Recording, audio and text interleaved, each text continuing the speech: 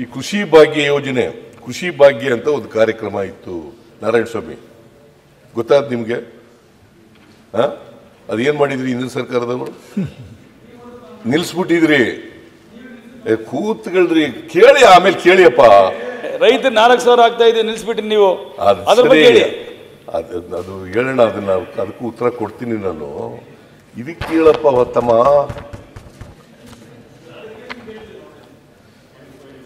ಕೃಷಿ ಭಾಗ್ಯ ಯೋಜನೆಯನ್ನ ನಿಲ್ಲಿಸ್ಬಿಟ್ಟಿದ್ರಿ, ಅದಕ್ಕೆ ಮತ್ತೆ ಪ್ರಾರಂಭ ಮಾಡಿದ್ದೀವಿ ನಾವು.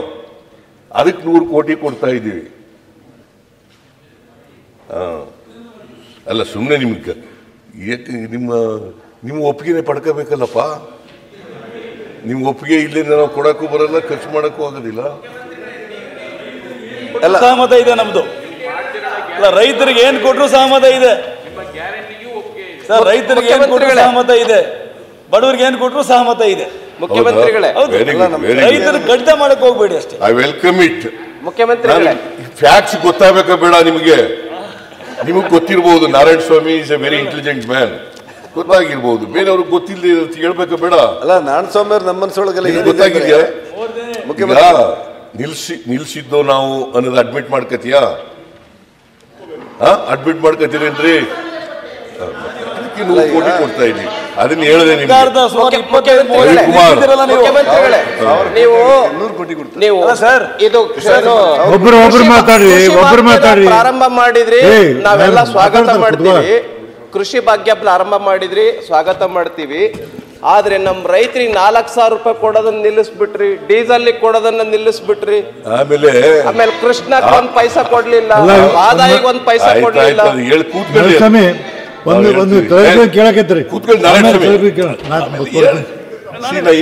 ಡಿಸ್ಟರ್ಬ್ ಮಾಡ್ತಾ ಇಲ್ಲ, ಡಿಸ್ಟರ್ಬ್ ಮಾಡ್ತಾ ಭಾರತಿ ಶೆಟ್ಟಿ ಏನ್ರಿ ಅಲ್ಲಲ್ಲ, ನೀವು ಎಷ್ಟು ಡಿಸ್ಟರ್ಬ್ ಮಾಡಕ್ ಪ್ರಯತ್ನ ಮಾಡಿದ್ರು ಕೂಡ I will not be disturb. Narayanaswamy sir, Keshav ಪ್ರಯತ್ನ ಮಾಡಿದ್ರು ಕೂಡ ಕೇಶವ್ ಪ್ರಸಾದ್ ಮಾತಾಡ್ರಿ, ನಮ್ಗೆ ಕೊಡ್ತೀನಿ. ಕ್ಲಾರಿಟಿ ಇರುವಾಗ ಪ್ರಶ್ನೆನೇ ಇಲ್ಲ. ನೀವು if you want to confusion me you will be failed miserably. Okay ಮಾನ್ಯ ಅಧ್ಯಕ್ಷರೇ, ಸೊ ಇದನ್ನ ಅವ್ರು ಏನ್ ಹೇಳ್ತಾರೆ, ರವಿಕುಮಾರ್ ಏನ್ ಹೇಳ್ತಾರೆ, 4,000 ನಿಲ್ಲಿಸ್ಬಿಟ್ರಿ ಅಂತ. ಈಗ ನಾವು ಒಂದು ಕುಟುಂಬಕ್ಕೆ 4,000ರಿಂದ 5,000 ರೂಪಾಯಿ ಬಡವರು ಕೊಡ್ತಾ ಇದ್ದೀವಿ ಪ್ರತಿ ತಿಂಗಳು.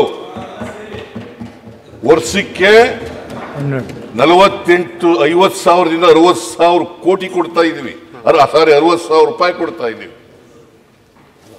4,000 ರೂಪಾಯಿ ಜಾಸ್ತಿನ 60,000 ರೂಪಾಯಿ ಜಾಸ್ತಿನ ಮಿಸ್ಟರ್ ರವಿಕುಮಾರ್? 4,000 ಒಂದು ಸ್ಕೀಮಲ್ಲಿ ಕೊಡಿ, ಅದ್ರ ಜೊತೆಗೆ ನಾರಾಯಣ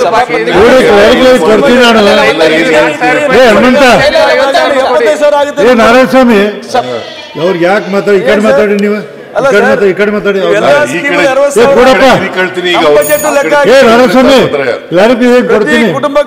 ಅಧ್ಯಕ್ಷರೇ, ರಾಷ್ಟ್ರೀಯ ಉಪಾಯ ಯೋಜನೆಯಡಿ 74 ಕೋಟಿ ಕೊಡ್ತಾ ಇದ್ದೀವಿ. ಸೊ ಇವೆಲ್ಲ ನಾನು ಪ್ರಮುಖವಾದಂಥ ಯೋಜನೆಗಳು ಮಾತ್ರ ಪ್ರಸ್ತಾಪ ಮಾಡಿದ್ದೀನಿ. ಇನ್ನೂ ಸಣ್ಣ ಸಣ್ಣ ಯೋಜನೆಗಳಿಗೆಲ್ಲ ದುಡ್ಡು ಕೊಡ್ತಾ ಇದ್ದೀವಿ.